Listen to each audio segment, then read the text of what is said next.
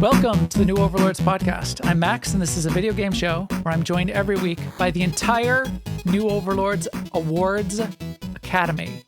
It's Sema. Hello there, Sema. Hey, Max. How are you doing? Hey, it's the Academy. So who does the award for best co-host go to, Sema? Well, I mean, Is it no award? I shouldn't say. You're going to no award it? I mean, you have to award it to one of your co-hosts. Not like between the two of us. We have no award. no nominees this year. I withdraw my nomination. Okay. We are going to talk about Game Awards. And How about if I nominate you for your first indie podcast? my debut podcast, episode 584. Best debut podcast, episode 584. Yeah, we're going to talk about indie games and indie nominees and debut nominees and Game of the Year nominees and how things are a little bit weird, but fine. We're all fine here.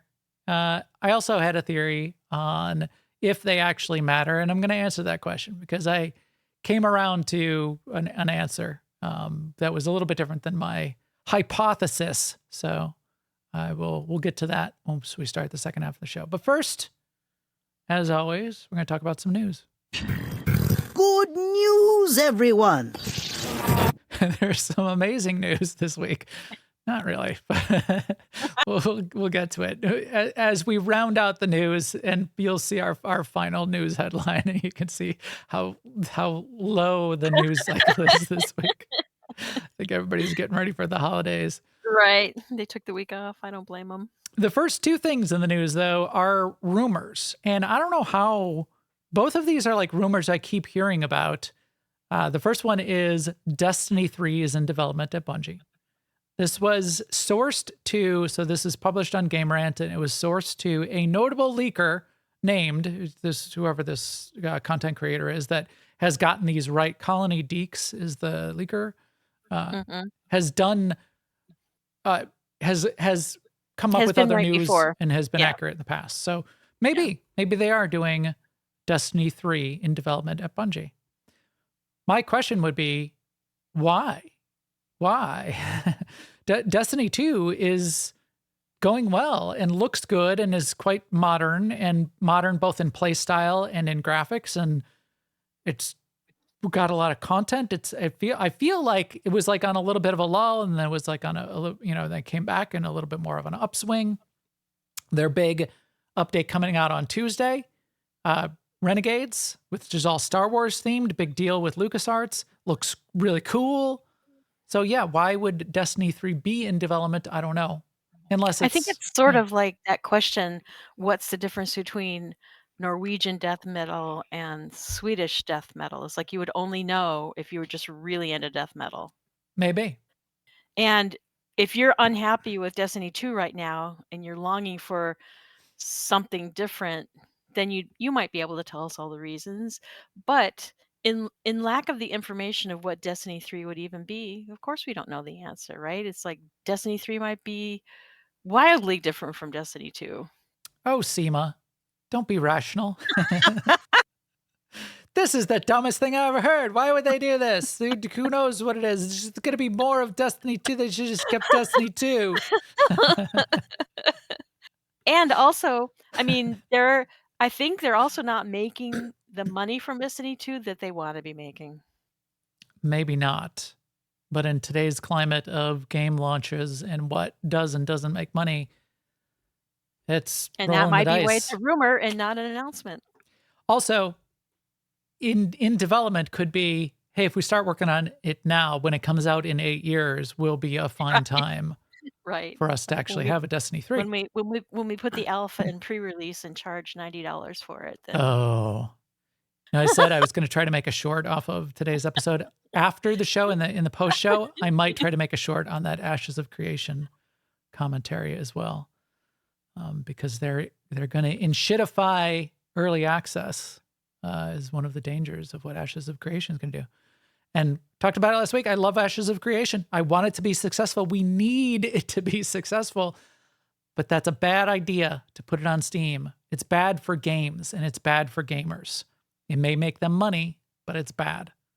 Yeah. So we'll get to that later as well. All right. Second rumor in the hey, it's maybe in development, and this is even more rumory rumor, but more people than just one leaker are saying it, is Guild Wars 3. Is Guild Wars 3 in development? And this was mostly looked at by a bunch of people. Content creators are kind of like saying, yeah, we think Guild Wars 3 is in development, mostly sourced by looking at job listings for ArenaNet. Right. If you look at the subreddit for Guild Wars 3 and all the fans, they're now tracking, basically weekly what all of the job listings are and what they're for, and oh my gosh, now there's no more job listings. Oh wait, they put another job listing back up. Can you believe it? So this is like bated breath on job list reports. So that would be interesting. That I think is worth a version 3, a new game, and would be really cool. And again, would be that opportunity for us to get a really good Western MMO, Guild Wars being an established franchise, Guild Wars having experience evolving their game and having a great model that everyone generally accepts as a good approach to monetizing and maintaining a game over time, but aging to some degree. I would love it to had be a new one. just had their big show of the year, and they didn't say anything about a Guild Wars 3. Right. But it might be another one where, yes, they're hiring people. Maybe they're starting to work on it internally. But again, maybe it's 5 years out, 8 years out, 10 years out. Yep. So we shall see. One of the other things in some of these job postings has been Unreal Engine has been listed. You need Unreal Engine skills. So, and every time anyone mentions Unreal Engine, you get the elite dudes who watched the content creators. There's a couple famous content creators, game dev content creators that love to crap on Unreal Engine, saying, "Oh, great, it's going to be another soulless bunch of crap because Unreal Engine is so terrible." That's just wrong. It is possible. It is possible to use Yes. Unreal Engine to create a soulless game. Yes, that's But not impossible. that would be because you are creating a soulless game. First, Nothing create a to do with soulless Unreal game, Engine. then Yes. use Unreal Engine to publish your game. Yeah, those other soulless crap, shitty looking games like Clair Obscur Expedition 33 I get what and this Arc person's saying. Raiders. They're saying, I want it to be interesting and I want to love it. Yeah. I don't know. But the way they express themselves is to say, okay, it's going to be a bunch of crap and now I'm sad. Yes. Yeah. Be better. Have better ideas. And have your own ideas. Just because somebody on the internet says a thing doesn't mean you need to go, yeah, that's now a thing that I think.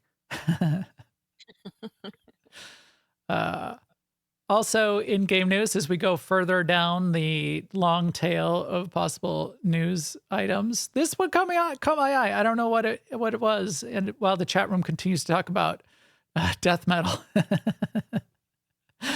we can talk about this. Join Sema on her death metal podcast in the post show. Sema will amuse us. This is a tiny little device. It's called Playdate. It's adorable. It's $229. It's got a little monochrome LCD screen and looks like a GBA, almost kind of like a little GBA device with a D-pad and an A and B button and a crank on the side, which I don't know why they did that, but the crank on the side is a controller. It doesn't like they say here. Does it charge the battery? Nope. It's just like a more awkward mouse. It's like a mouse that only goes backwards and forwards. So yeah, it seems to be targeted at the like education market to a great degree. Like, hey, this is really good for teaching students to create playable games, teaching students software development. It's Right, really because finely tuned for that. you can have your family game development studio just in your house, right? Because you can like create stuff on your PC and load it into this thing and try it out. You don't have to publish. You don't have to have. Nobody has to fill out any forms. Right. Yeah. Just put it on there. It only launches with 24 games that are like part of it, but then they're gonna like make more, just like little ones, or they're gonna like get them from the community, and you can So put your own on there. they're into like their second or third season now, and so each season is like 20 games or something like that. Cool. I like everything about this except $229. Yeah, I mean, a bespoke little, they probably don't have the economies of scale. 229 is not bad for a little No, I don't. game I'm device not these saying days, it's not but worth it. I just, I just don't like it because you're buying into an environment and you're only going to play the games that they create for you. right. So maybe they really are banking on the education market, and a dozen of these will be bought for a game, like a software class at high school. I do think it's adorable, and it doesn't. I don't mind at all that it's just black and white. Now, the real reason this caught my eye, truly, I saw this first, and this made me think we have to talk about this. And then I backed into, well, what is the Playdate? What even is this a device? But the headline on Engadget is 2 Playdate games about cheese. And I thought, Sema needs to know about these 2 cheese games. I do. So one is the cheese and crackers, where you get like an order for Grandma's Bridge Club, and you put together a charcuterie tray with little cheeses and crackers and little meats and cheeses and sweet pickles, apparently. So that's one game. And the other game uses the little crank on the side. It's called Say When. And it's kind of like a customer comes and sits down. Again, this is just LCD, one frame, two frames of animation on one screen. But the customer sits down and they have a plate of pasta in front of them. And you crank the little crank on the side of the device to give them Parmesan cheese. That's awesome. And you need to like watch their face, because they won't say when they had enough, but you need to like watch their face apparently, and to like try to get them as satisfied as possible. and then you just go to the next diner. I don't know why this just amuses me some. I kind of want to just play. I like the whole, this game alone kind of like sells it for me. That crank. Now I'm like, the crank is genius. Right. Because I can like crank the pasta, the Parmesan cheese crank. Yeah. You like it, the pepper? Hey, let me get the crank the pepper. I'm gonna make a little coffee grinder game. Think of all the things you can crank. Yeah. Yeah. So it looks awesome. Next one is actually, we should have led with this next one. I don't know why we didn't do that. We sort of buried this, is because you put this in late, and this is actual news. I forgot about this, but tell me the big news of the week. Oh, so Midnight now has a release date, and one reason we put it in late is it was only announced like 3 or 4 hours ago. Yes, and we spend all week, hours a day, putting this show together. So if it comes in a few hours before the show, it's a little late. We've already gone to press. We already have a gold master of our show. March 2nd, 2026. Yeah, so it's like exactly 3 months after their pre-release, which is coming out next week on December 2nd. Yeah, like Elion said, I guess it's not really what's coming out next week is not really. It's not the pre-patch. Right, it's not the pre-patch. Well, let's just call it early access. I don't. Great, thank you, Sema. Yeah, let's call it early access. Let's call everything early access. It's all early access now. Yeah, that'd be great. Early access. Guild Wars 3 early access right now who knows if they're even developing it. It's just an idea on paper. But yeah, that's early access I was too. gonna say, to play it, all you need is a piece of paper and a pen. Just play it You yourself. just read the subreddit and see what job listings are posted. That's the game currently. You can buy that on Steam right now. That would be great. So yeah, looking forward to that on March 2nd. I'm looking forward to the update next week. I think I'm looking forward to it. I'm deciding what I'm looking forward to. I actually started installing Destiny 2, because I'm interested in Renegades next week on December 2nd also. However, as I tried to think about what it would take for me to get into that game and if I can even play the content, and I couldn't even like Right. kind of answer that question, I paused and stopped the download on Steam and uninstalled it. I'm like, I don't think I can do this. I don't think I Right. have time for this. It looks really cool. I want to see people play it, but this would take me weeks to get into. And if I tried to like just do a couple hours over the next week and bring it to the podcast, it's just going to be in a poor state. Maybe I'll get excited and do it anyway, but I've been playing Enshrouded, and I'm still playing Enshrouded. And this is like 3 weeks ago. We did the no, it was just last week that we did the podcast, but I started playing it like 2 weeks before that, so I could sort of get ready. And I put another whole week into it, and I'm not up to the new content yet. But are you still enjoying it? Well, mostly.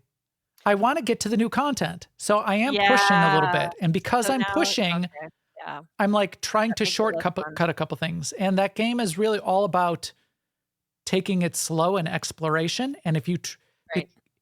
it's got the shroud parts, right? So there's like all the, the area of the land, and the shroud is in like these deep valleys and canyons and stuff. It's sort of like a low-lying fog that has infected the land.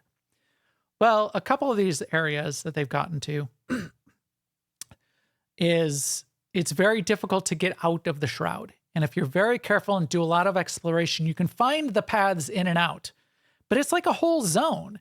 It would be like if there was like one little sewer pipe out of Stormwind, and if you didn't know where that was and you flew your mount into Stormwind and you had 5 minutes to find that pipe and get out, you would be screwed and you will die in the shroud, and you have a timer ticking.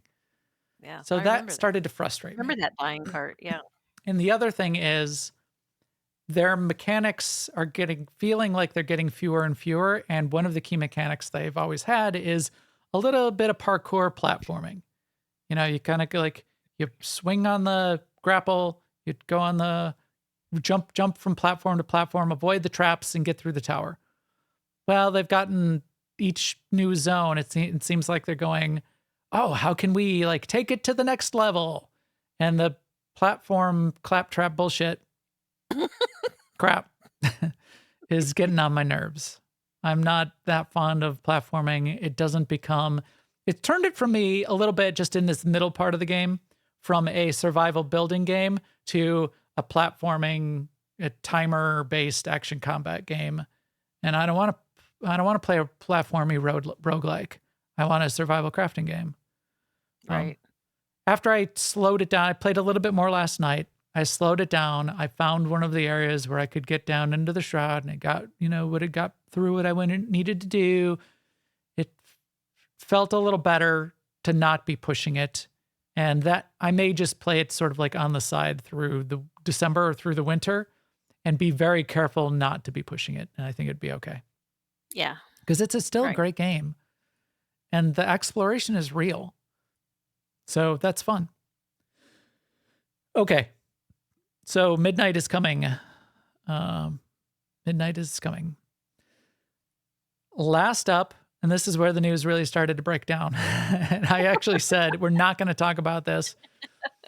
I'm looking at IGN. I'm looking for news articles of the week. And one of their news articles, pretty a little bit lower down on their list, but it's talking about nipples in Fortnite. And apparently how on male models without shirts, there have been no nipples until now, when Homer Simpson has nipples on his model for some reason. And why is, what's up with the nipples? So do we need to talk? I don't think we need to talk. Does this need to be news? I don't think this Well, needs to be now, news. I mean, I wish some investigative reporter would, come back with some actual data, like how many nipples are there on Steam? So this person on IGN who broke the story, didn't go far enough to get the answers. I mean, sort of like showed some of the models in Fortnite that Yeah, that so don't far have don't nipples. have nipples, and these are the first nipples. But but why? We need investigative journalism to crack this story. You're absolutely right, And Sema. it's an it's an unspoken rule. And I mean, Hmm. like, what other unspoken Fortnite rules are there, and what are the spoken rules? Jason Schreier needs to really get in there and get behind the scenes and find out what's going on with all these nipples. Forster says maybe they finally hired an appropriate nipple artist. They had an open role for so long. They haven't been able to deliver on them. So, okay. Coming soon, as we said, the three big dates, the three big releases that we're looking for in December. Two of them are next week. So that's WoW Housing pre-midnight, some sort of pre-update on December 2nd. Also on December 2nd, Destiny 2 Renegades. I was saying I'm going to play that. Now I'm not sure that I am, just because while I really wish I could, I just don't even know if it's possible for me in any reasonable amount of time without playing for a month to play that content. So who knows? Maybe I'll install it and just load my old character and see what state it's in. Because I leveled up at launch, but then I have no idea at this point. That was like years ago. And then something I will definitely be playing, and we'll at least get a couple people out of our survival group to play it on December 16th, is Ark Ascended Lost Colony. It'll be their first major new map and new story elements for Ark Ascended, which sort of was the remaster version of Ark relaunched about 2 years ago now. They've been re-releasing all of the remastered old maps. This feeds into new content, new story going forward. In theory, it ties into Ark 2, which we don't know what that is, and they're delayed on that for years. But I'm a big fan of Ark, and that's a game I can definitely play. And we'll play it from scratch. We'll play it naked on the beach, bang two rocks together, because that's the way that game is best, in my view. Okay, this podcast is brought to you by Garden and a Goat, the upcoming game from Contemplation Games. We put out a bunch of highlight clips from our Alpha 2. It was some of the things that we put together in the preview, the little YouTube short that we did, sort of expanded that out a little bit. That went out in the past week. So check that out. I posted in a couple places on Reddit even. So that's out there. It's in our Discord. This is also brought to you by Alea Jagd Est. A lot of fun December things going to be going on with AIE. If you want to come hang out, it'll be a bunch of casual events, a bunch of scheduled and unscheduled events. Star Wars The Old Republic is going to have a handful of events between Christmas and New Year's. So come hang out with AIE, and that is fun too. Hats off to the AIE podcast, who will be doing their wrap-up episode of the year, I think this Sunday. And just has been doing a great job as a guild podcast for decades now. And it's been great. And Tetsemi and Mukau and Makala do a great job on that. So check out the AIE podcast if you want to hear about what AIE does. It's a really fun thing that the guild does. This is also brought to you by all of you out there, everybody in the chat room. We got a good group in there tonight, chatting it up. I see some of the usual suspects in there. I really appreciate everyone coming and hanging out. That means a lot to us. All right, Sema, how about this drop in? Game changer. Game changer. Game changer? Game changer for Game changer for the industry. Oh, the nostalgia. The nostalgia for Game Changer. Yeah. Yep. So I was thinking the way I wanted to kick this off to talk about awards, game awards, is do game awards matter? Do awards matter? And my initial hypothesis when I was thinking about this was, there's going to be approximately 12,000 PC games released on Steam in 2025 by the end of 2025. 5,000 console games. Somewhere between 10 and 20,000, they can't even track it down how many mobile games. So between 25 and 40,000 games. If like top 5 game of the year nominees and naming something game of the year, does that really matter? Does that really matter? So part of me thought, no, it doesn't matter. But then I looked into it more because there was another part of me that said, you know what it really does matter for? And this is true. And everybody sort of agrees with this. And there's research to agree. In fact, I've got some articles here that did studies to say, does it matter for the industry? And yes, Game Awards matter for the games industry. I really think that the Game Awards and the BAFTAs, the big ones, DICE, Golden Joystick, they're helping to, over the years, and have been for a while, legitimize the games industry. I think they're doing a good job at doing that.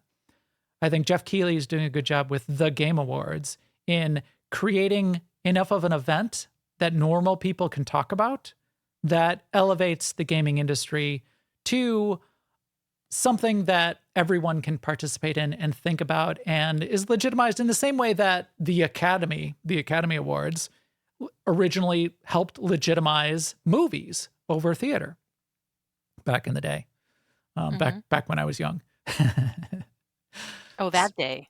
So yes, in that way they matter. But then also, do they matter for games, the individual games? And apparently the answer to that is also yes. So there's been research on not only does it matter for the individual game at the time, but there is some lingering effects. The nominations matter. Being able to talk about it matters. And if you're just thinking about the top 5 for the Game Awards, then yes, that is a very small number. And lined up against the 25,000 games that are going to be releasing this year, it's still a very, very, very small number.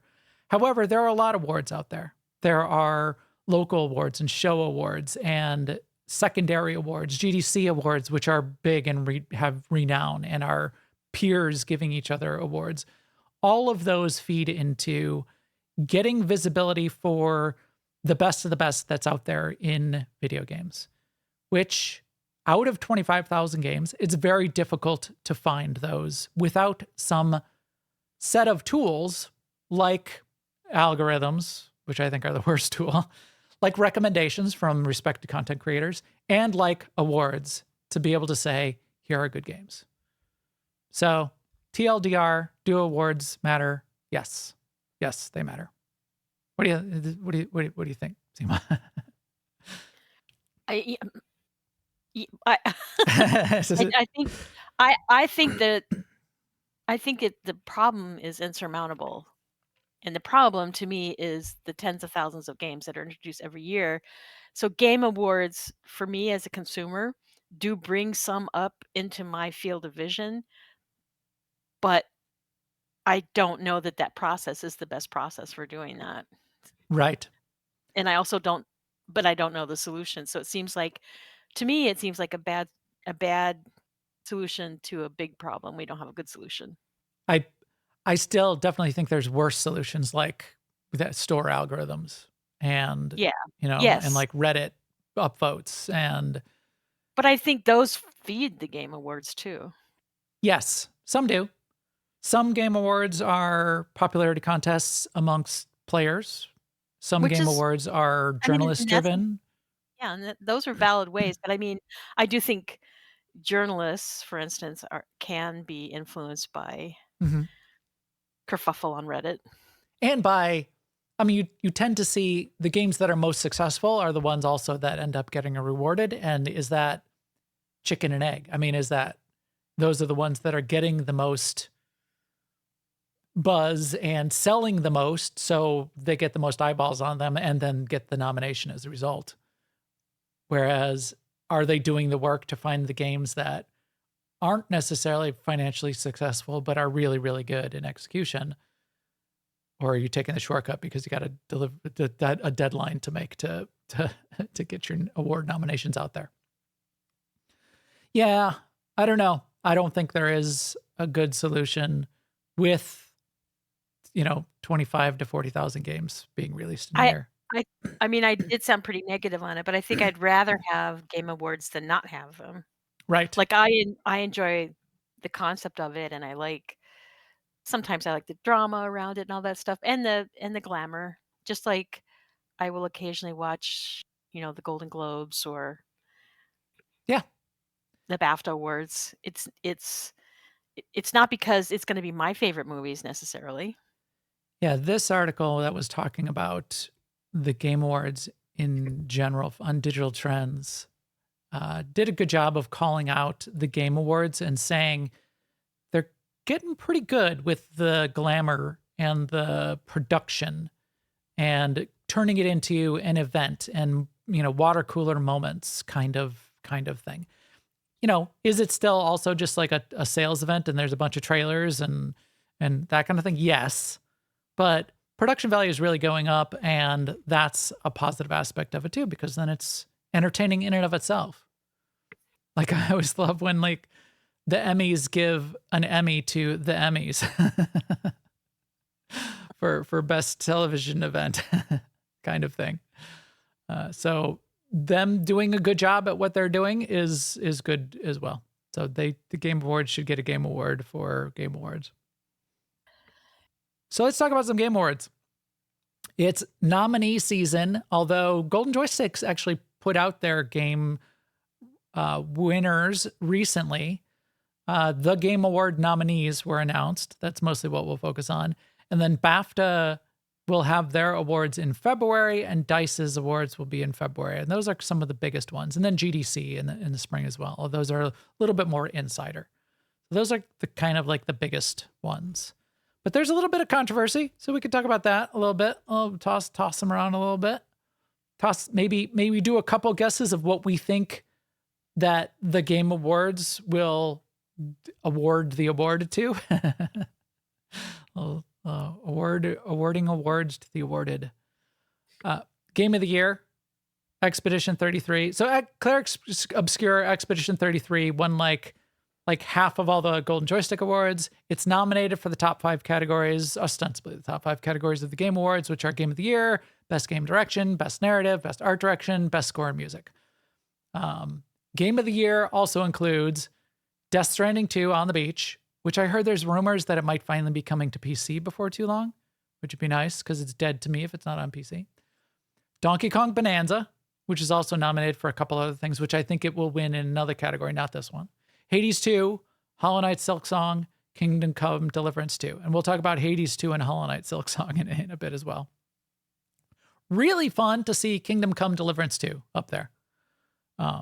Smaller team, a game made with a lot of care, a game that, that a lot of people really, really like and think they did a good job on.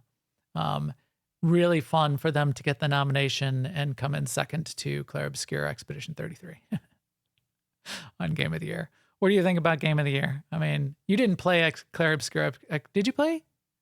No. No, you didn't. You didn't play. I did. I mean, yeah. And a lot of people did, but and yes, you've like seen and you've watched the videos and the. Yeah. But what do I think about? I mean, as an award, or who do I think will get it? Like, do you have any reason to think that they won't get it? No, not really. No. Yeah, I think it's pretty clear that they just really did an amazing thing that was a standout above most other games in recent history in a really fun way. So they deserve it for a lot of these reasons. So I wouldn't want them to see it sweep all of these 5 categories, but Game of the Year seems pretty clear. Best Game Direction, I kind of think it's them also. That also goes up against Death Stranding, Ghost of Yotai, Hades 2, and Split Fiction. I still think Claire Obscure Expedition 33 in terms of game direction, which kind of puts all the pieces together and lays it out as a game, plus the narrative, plus how you're sort of cutting between those two. Claire Obscure sort of stands out there. Best Narrative, I think they stand out also. That's going to be, that's also Death Stranding. Death Stranding is just interesting because it's weird and out there in a good way. And Jeff Keighley really likes what's his name? Death Stranding, the director. So who knows what Jeff Keighley's going to push for? But to try to say that they're also that Clair Obscur is not also best narrative, I think will be a tough sell. Art direction could get a little. This is where you could sort of start to make a case for other ones for sure. In fact, I would love to see Hades 2 win for best art direction.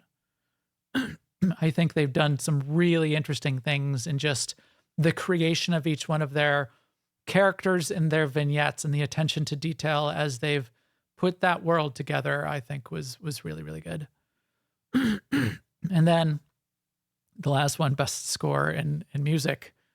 I would have trouble not giving it to Clair Obscur Expedition 33.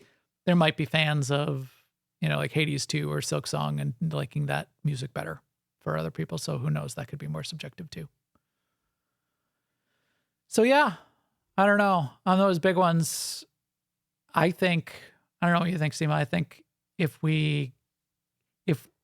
any time out of those 5 categories that Clair Obscur Expedition 33 doesn't win will be an interesting conversation. So I hope it doesn't win all of those. Right.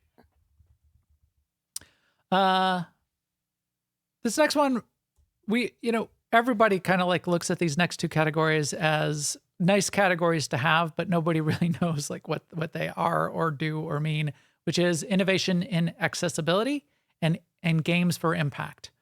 Having awards for this, I think, is important. What exactly goes on in the game to make it accessible, for example, or the kind of impact it has, is very subjective, especially on impact. In accessibility, there are things that you can point to, innovative ways of making the games more able to be played by more people, for example. That's one of the ways you could say there's innovation in accessibility. And South of Midnight that we played, there was a couple ways you can tune that down, tune it back, and make some of like stop the chase scenes, for example, Right. to be able to experience it as a narrative experience. That was nice. Doom the Dark Ages, apparently you can really like tune that down so you can just sort of like button mash and have fun with it. I wouldn't necessarily call that all that innovative, but they had some innovation in there that they felt was important. I don't know. I would give that one innovation and accessibility to South of Midnight because I just think South of Midnight should win something. Games for Impact, South of Midnight could win that also. Right. These are all the nominations for Games for Impact are all like smaller stories that are maybe like autobiographical or try to tell a story about like a important topic, that a social topic. Like Consume Me is about a teen girl struggling with body image.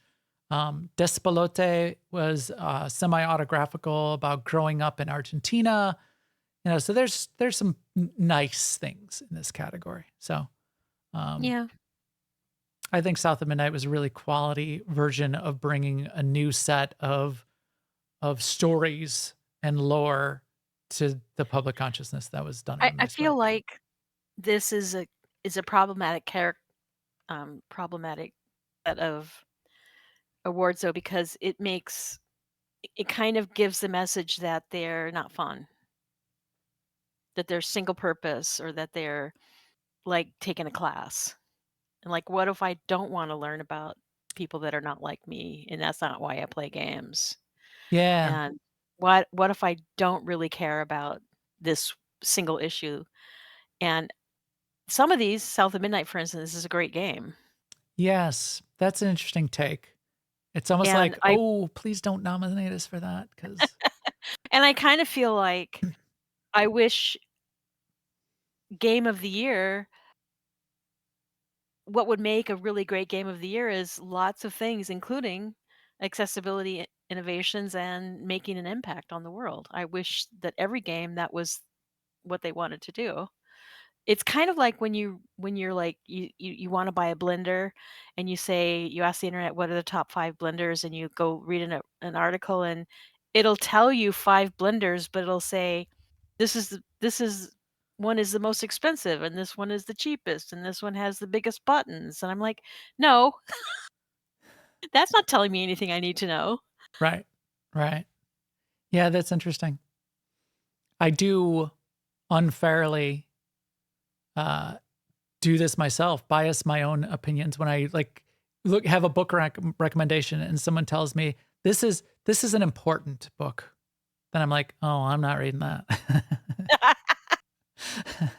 As opposed to, hey, this is a good story. This is a good book. Yeah. Yeah. So Forster says, did Hideo Kojima actually put Jeff Keighley in Death Stranding 2? See, this is the kind of insider crap that Jeff Keighley loves Hideo Kojima, and apparently Hideo Kojima is returning the favor a bit. So if Death Stranding 2 wins anything, we all can just shout rigged in a fun way.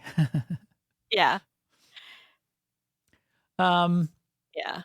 Yeah. So, bunch of other categories. We don't need to go through them all. We'll go through them all in much more detail when they are awarded, like ongoing game, community support. I like to see No Man's Sky in both of those. Those are nominated. That's fun. The next two categories, though, are a little bit fun to talk about from a nomination perspective, because this is where there's some more news and a little bit of kerfuffle, which is Best Independent Game and Best Debut Indie Game. So Best Independent Game, so Best Indie Game, the nominees are Absalom, Ball X Pit, Blueprints, Clair Obscur Expedition 33, Hades 2, and Hollow Knight Silksong. And the problem there is Clair Obscur Expedition 33 an indie game? And it's definitely arguable. This is where definitions and words matter or don't matter and change and can be defined however you feel appropriate. You could say that the idea is they aren't part of the traditional publishing hierarchy. Yeah. However, Clair Obscur Expedition 33 has a publisher.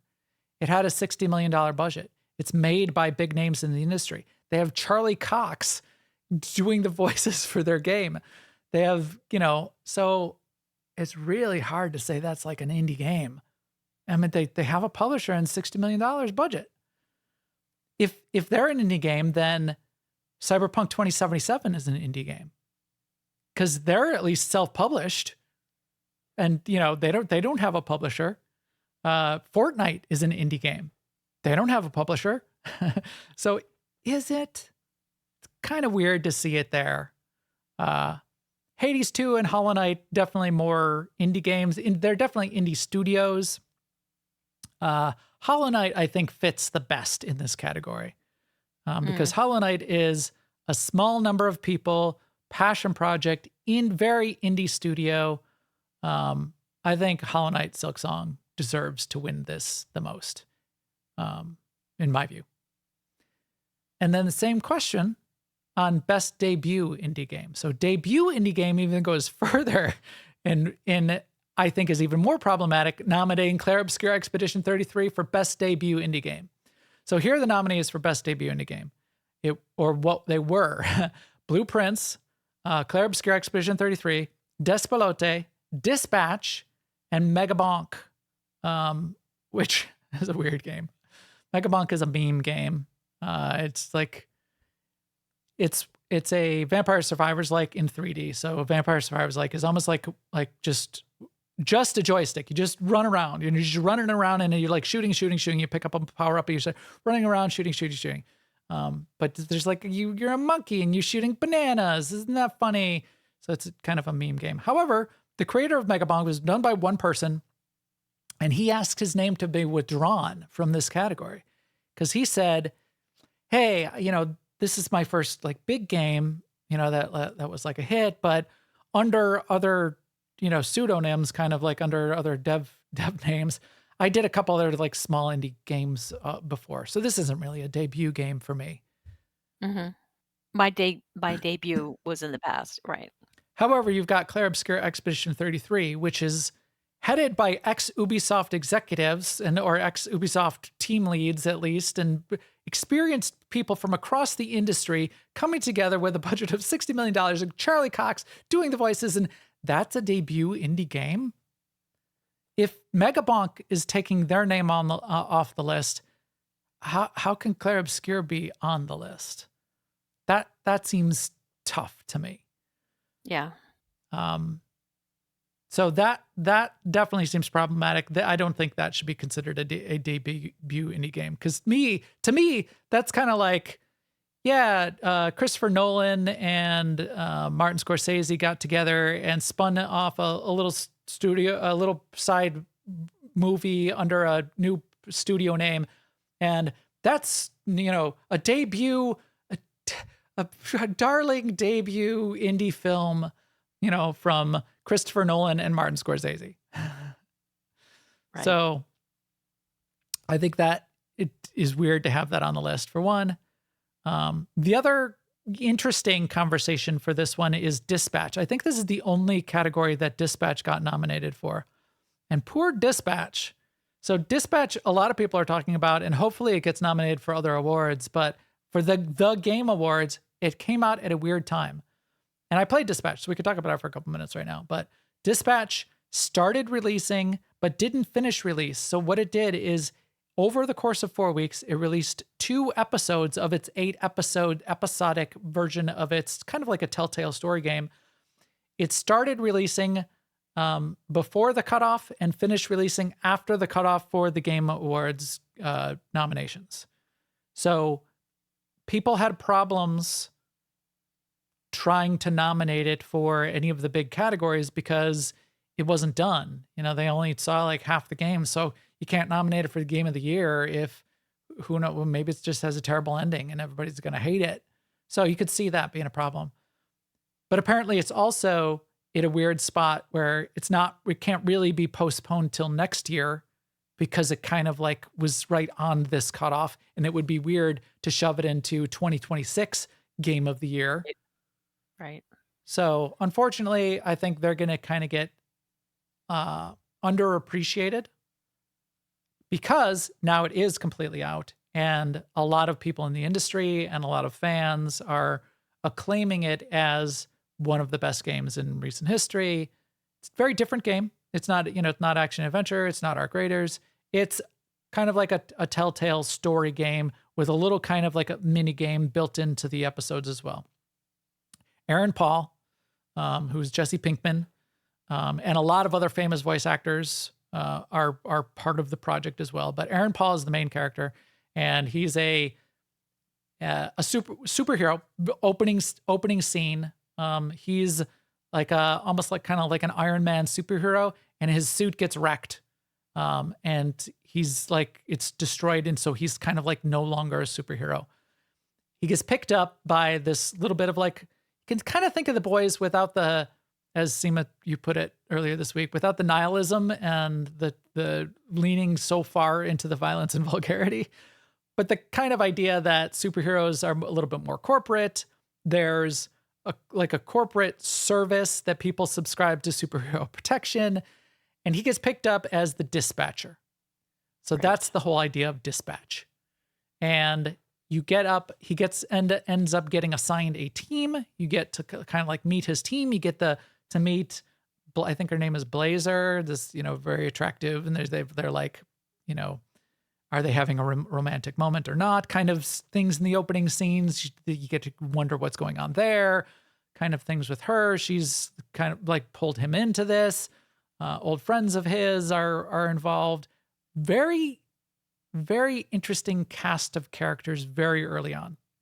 So it is fun. I played 2 episodes so far out of the 8, and it is. I didn't think I would like it just because it's a story game. It's a Telltale game. It's hey, you get to make conversation choices, and then you get to play like the little dispatch mini game that you're trying to like dispatch them to the right jobs at the right time. The little hacking mini game as in there sort of mixed in as well, which is fine. But because there wasn't enough of a game to it, I didn't think I would enjoy it that much. But it's even just 2 episodes in, it's like a really, really good Netflix animated series. And it would probably work perfectly just if they just took all the cutscenes out and played it as a Netflix animated series as well. So, Right. like you, Sema, if you weren't up for playing through it, but wanted to just see what it was all about, I'm sure there'll be YouTube videos where you can just sort of like treat it as a animated series and get like Yeah. get like 95% of the experience. So yeah, I think it's good. It's good. It's good characters. It's very good writing.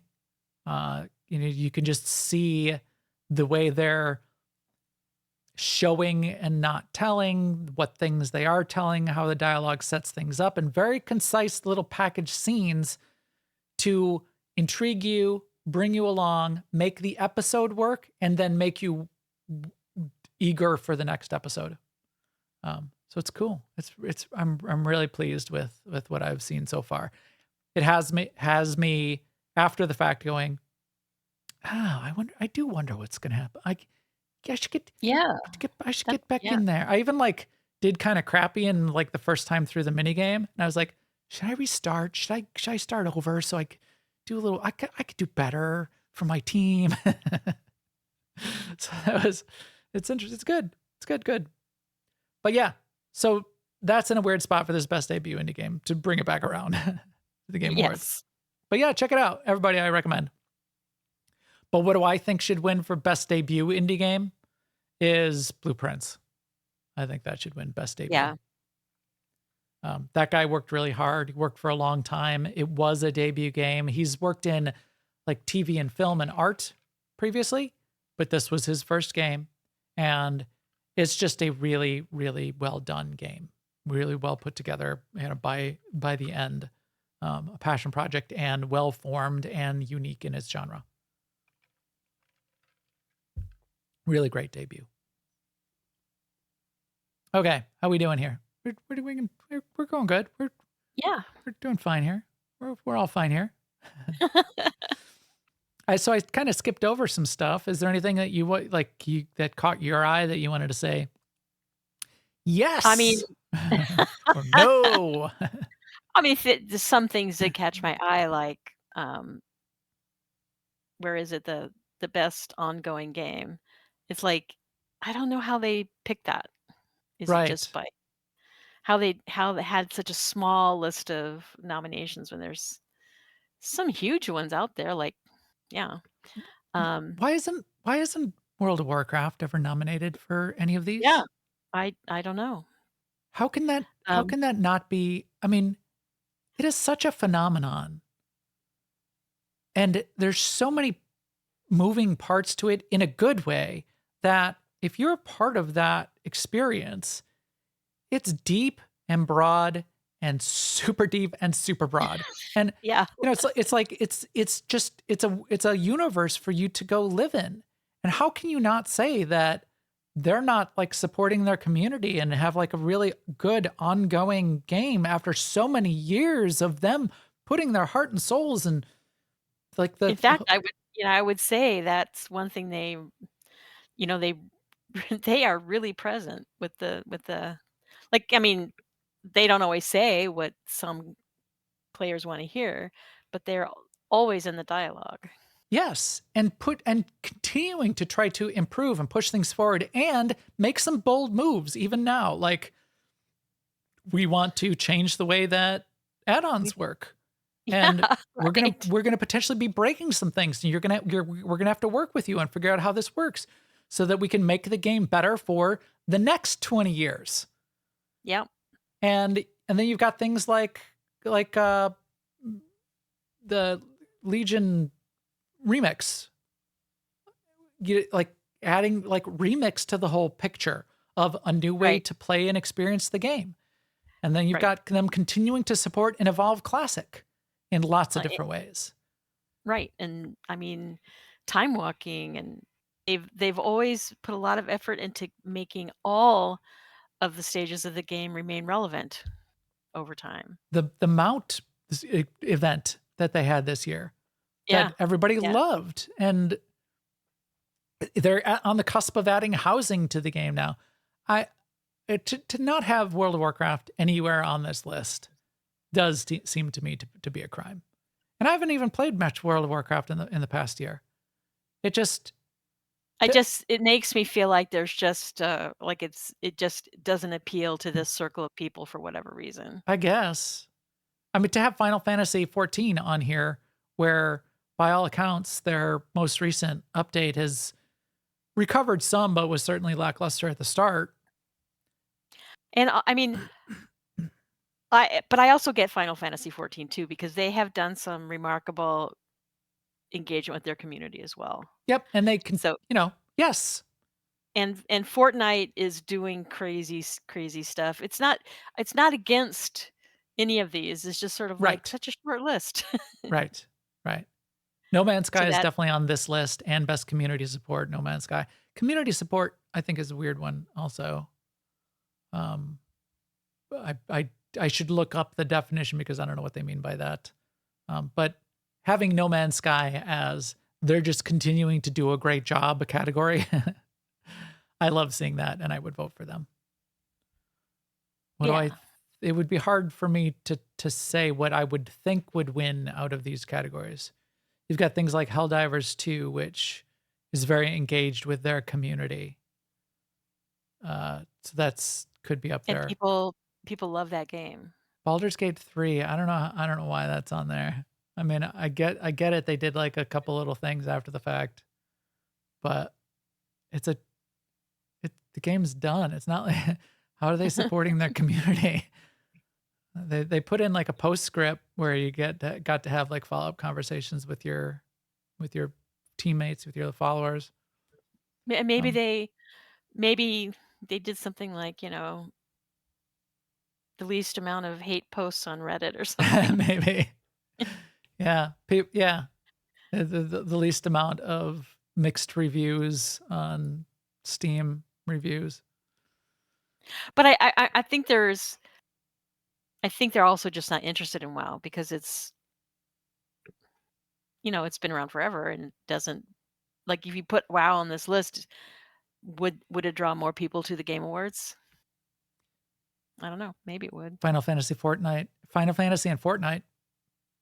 I mean, Yeah, Helldivers 2, yeah. Marvel Rivals, No Man's Sky is a darling. So those I think are well suited here. But to have like Final Fantasy and Fortnite up there and say that WoW doesn't fit, I don't think is a. I mean, what I about think League they're- of Legends? That too. But but those people are terrible. No, but I mean, Uh, for a while, I don't know if it is anymore, but for a while it was the biggest game in the world. Yes. I think it's the biggest competitive game still. Let me look. I didn't list all of the categories. Let me go down to, because they might get it for like multiplayer. Hopefully they're nominated for multiplayer. Arc Raiders. No, they're not even in there for best multiplayer. How can they not be in there for best multiplayer when they're like the #1 multiplayer game in the world? There's some good games on this nomination list, though. Arc Raiders, I think, should win best Yeah. multiplayer.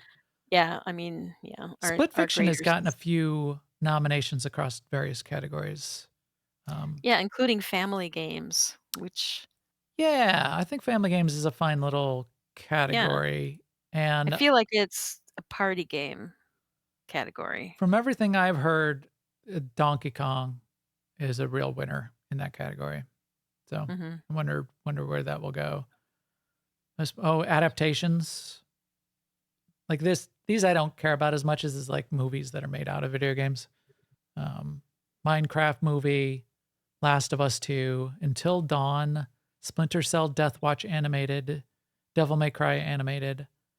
I would probably say Last of Us Season 2, although people weren't that happy with how it was adapted, so maybe not. Peak should rival Arc Raiders. Really? Peak is a meme game. I know people loved it and people love to stream it, but it's a game made to stream in my view. Yeah, like I think people will be playing Arc Raiders for the next decade. I don't think people will be playing Peak in 3 months from now. Very clever though. And see, That's like they should do that. They should have a category for best meme game, which is game designed for like Among Us was big like this, right? It's a game designed for content creators and streamers to be able to play, that everybody can just see like weird, wacky moments happen, and to like engage a community. They have like a hook as far as that goes, and yeah, Peak would be a winner in that category. Until Dawn. So Saturn in the chat room is saying they watched it last night and it was cool, but the game was better. RPGs, we'll see what we get in there. I like to see that. I'm glad to see that The Outer Worlds 2 was nominated. I would not say it's the winner in this category, but I'm glad to see it got nominated because I think it was still fine. Really also fun to see 2 Obsidian games. That gets to my theory, which was mine, that Obsidian should be named Studio of the Year, just because they had 3 bangers. Monster Hunter Wilds in RPG, was it? Did I just miss that? Is Monster Hunter? This Game Awards website is not good. If you hit back, it doesn't go back. It goes to another screen. Monster Hunter Wilds is an RPG? Yeah, it's not an RPG. Just because you can I don't know. Yeah, it's not an RPG. It's a action Monster combat. Hunter. Yeah. It's a monster. I mean, it's almost created its own genre, the Monster Hunter genre. Yeah, I think the way to look at all of this is exposure. Yes. And yeah. And as we said, and the chat room was saying it doesn't matter. It matters very little for the individual games because we're like seeing it just to see Claire Obscura Expedition 33 win 7 awards at the Golden Joysticks doesn't matter. To see Game Awards elevate the industry does matter. And for some of these games, it's good to see them get some recognition that they might not otherwise and get elevated. But Claire Obscura Expedition 33 doesn't need that. Death Stranding 2 on the Beach doesn't need that. So that's not where the value is coming. But the game awards in general, and maybe there should just be more awards.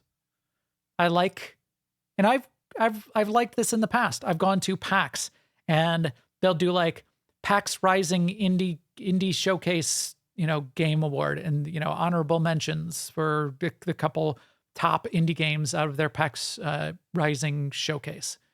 I like that. I like seeing those. I like seeing them get recognized and rewarded. I like using it as a tool to make sure if I missed it to go and look at that one, etc. So maybe just more awards. Maybe we need more.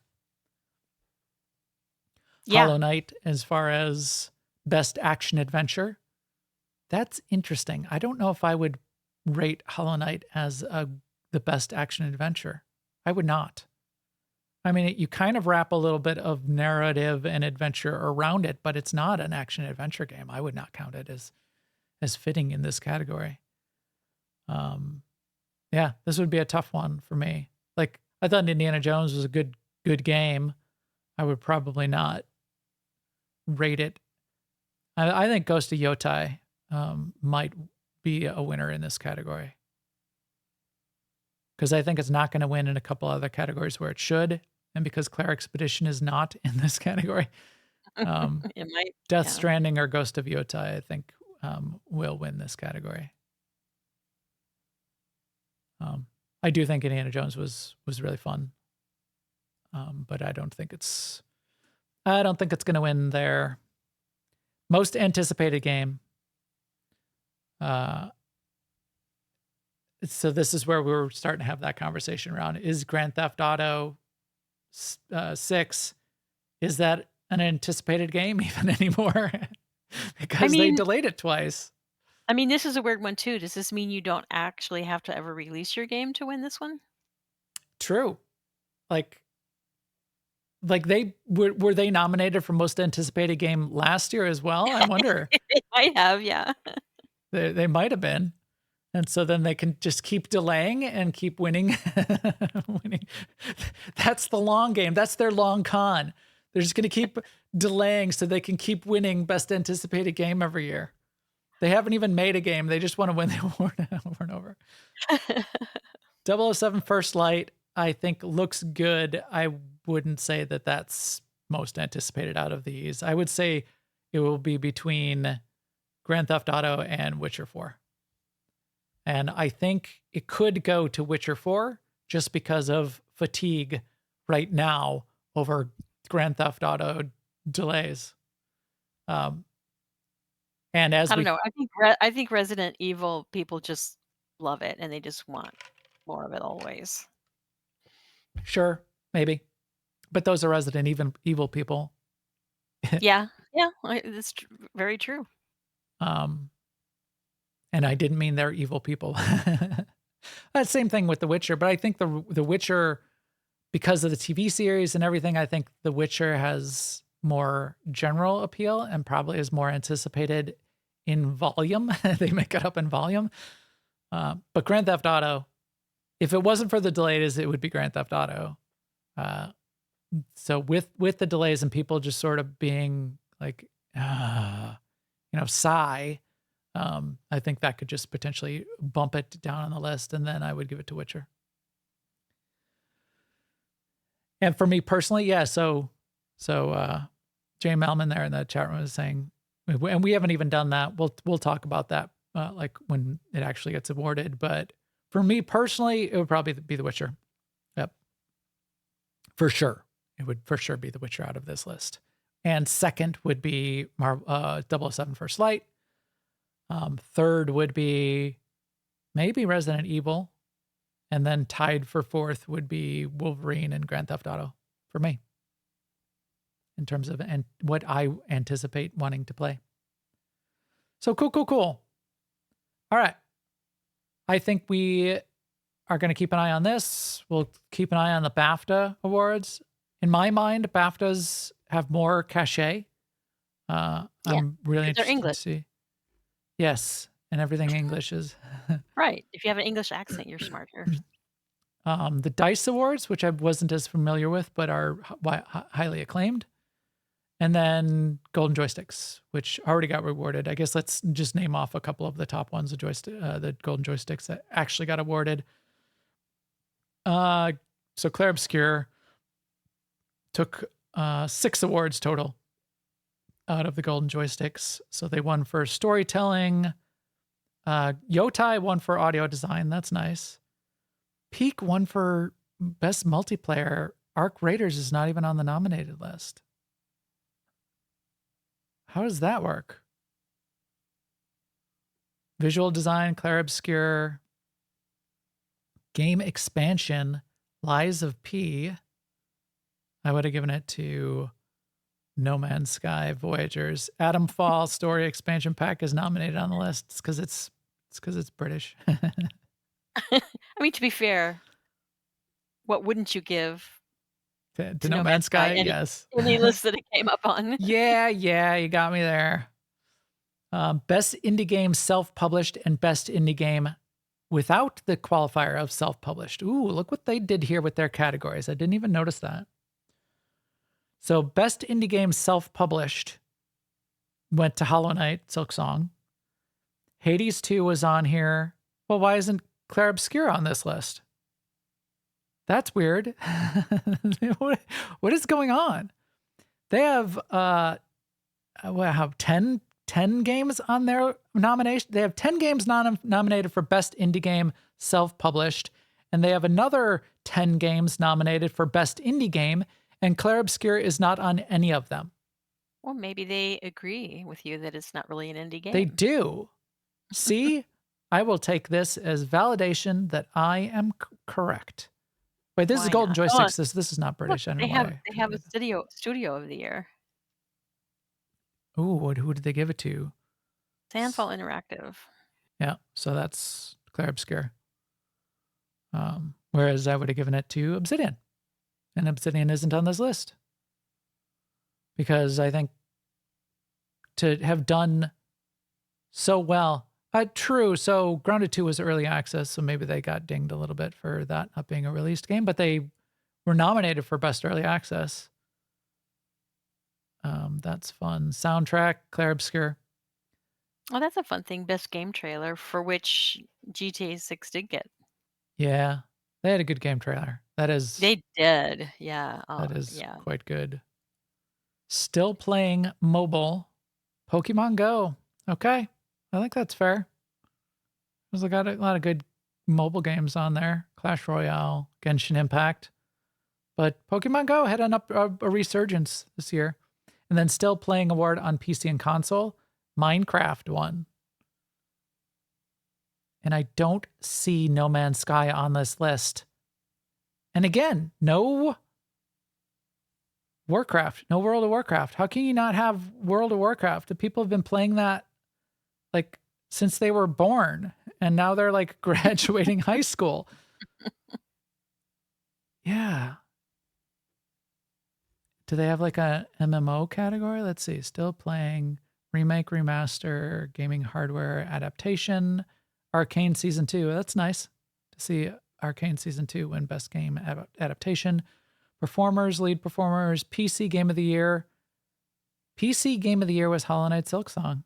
The Altars got nominated for a couple categories, and I like to see that. I think The Altars was underrated. And so now it's getting rated, which is good for them. It's the only game I finished this year, I think. Most wanted. So this is like most anticipated. Boy, they've got like 20 games on this list. Grand Theft Auto 1. Witcher 4 is on the list. Yeah. It's like they didn't have any requirement for, when it's going to release either. True, Looks because Light No Fire is on here, and we don't know if that's releasing in 2026. Subnautica 2 is Right. on here, and that we don't know if that's releasing, and a lot of people are not wanting it as much anymore because of the just the insider issues with the publisher and the creators. Yeah. Expansion Osiris Reborn. That is moving up on my list for most wanted. And that would probably, out of like this list, that would probably be number 2. Light No Fire, number 1. Expanse Osiris Reborn, number 2. Witcher 4, number 3. And then it drops off. Subnautica 2. I'll give it to, I'll put Subnautica 2 in the top 5 as most wanted for me too. Just hoping that it survives the legal garbage that's going on there. But yeah, that Expanse, Osiris Reborn, I saw a really good trailer for that this week too. Ultimate Game of the Year. So that was like across everything, stack them all up. And they put a lot of nominees. This is again, 12 nominees. Clair Obscur, winner. Blueprints up for Ultimate Game of the Year. That's nice. Peak up for Ultimate Game of the Year. I would not put that up there, but that's fine. That's cool. Kingdom Come Deliverance 2, Donkey Kong. Donkey Kong's probably going to get under-recognized Right. for as great as that is for a whole bunch of people. Well, that's the thing, is Subnautica 2 in big trouble? Subnautica 2, from a leadership and business perspective, is having trouble. Is the game in trouble? I don't know. We don't know for sure. It was looking really good, everything I saw, and we know the developers have been doing great work. We hope that it will survive the legal kerfuffle and the fight between the publisher and the creators, who were then summarily dismissed from the company. If it survives that, it still could be a great game. All right. I think that is good then for today. We will continue to watch awards. We will talk about our favorite stuff from the year as the last episode we do, and then we'll talk about our predictions for 2026. This is our first episode in 2026. We tend to do that, so stay tuned for that. Anything else before we wrap up for today, Sema? No, not a bit. have a happy Thanksgiving, everyone. American Thanksgiving. Hope you did have a happy Thanksgiving, Canadians, a while back. And that is it for us for today. All the feed and subscribe links are on newoverlords.com, and our video is up on YouTube/newoverlords. Please come chat with us in our Discord at newoverlords.com/Discord. You can also follow on all the social networks, and we'll keep you up to date there too. And with that, we will talk to you soon. Later, everyone.